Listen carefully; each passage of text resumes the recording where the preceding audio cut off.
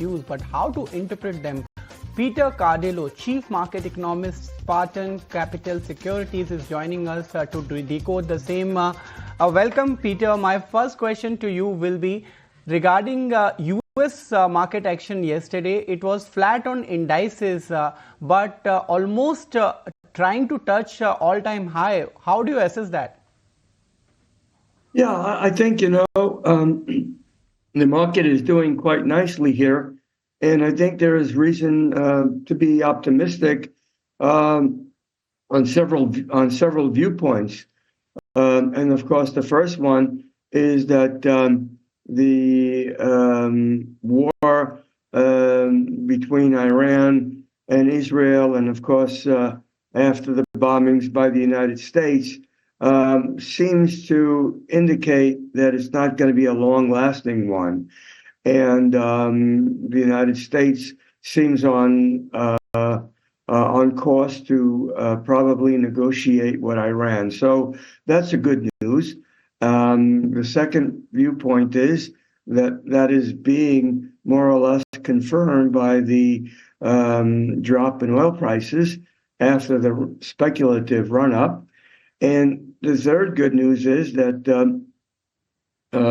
yields are going south, are moving south. And that's in spite of the fact that Fed Chief Powell, in his 2 days of testimony, basically held firm on monetary policy and indicated that the Fed would not be intimidated. And so I think that's good news. And of course, we're now approaching the end of the quarter. So there is a lot of window dressing. And then, of course, I think the market is setting itself up for another positive earnings season, which will begin in about 10 to 12 days. And so I think the market action is indicating that we are probably in the midst of a early summer rally that's likely to last during July and August. This is Ankita also joining in here. Good morning to you. Peter, a couple of things that you mentioned here. First is the cooling off of oil prices. The second is the bond yields coming off, and the fact that, despite, like you mentioned, Fed Chair hinting towards, keeping the rate steady despite the pressure, not succumbing to the pressure. You see this market rally, like you mentioned, to continue because right now the US markets are already sitting at their all-time highs. But if you look at the macros, it is ripe for another rally coming ahead, right? Yes, I think so.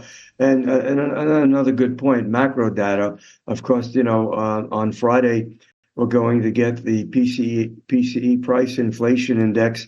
And I think we'll be headed in for a little bit of a positive surprise in the sense that we're not looking for headline inflation to move up by very much, by 0.2%. In fact, core the same, and on that is on a monthly basis, and on a yearly basis, actually headline inflation likely to stay unchanged, but the core year-to-year inflation may actually come down to about 3.7%, which would be a good indication that inflation is moving in direct direction. Now, of course, that would probably raise the question as to why the Fed would not cut rates in July. Well, there is some speculation about that. We've had two Fed members, Waller and Bowner, who basically are in favor if the data is favorable to cut rates in July. But I remain skeptical of that.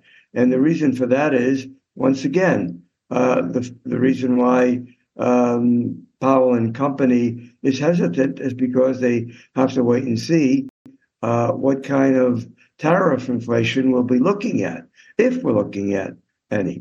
And so despite this good news that we expect on the inflation front, the Fed is not going to we believe that the Fed is not going to lower in July, but certainly there's a good possibility in September.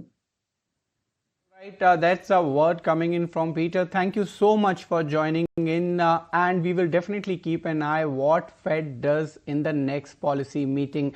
But Rabinder is actually ready with the list of stocks in news which will be buzzing in trade. Rabinder.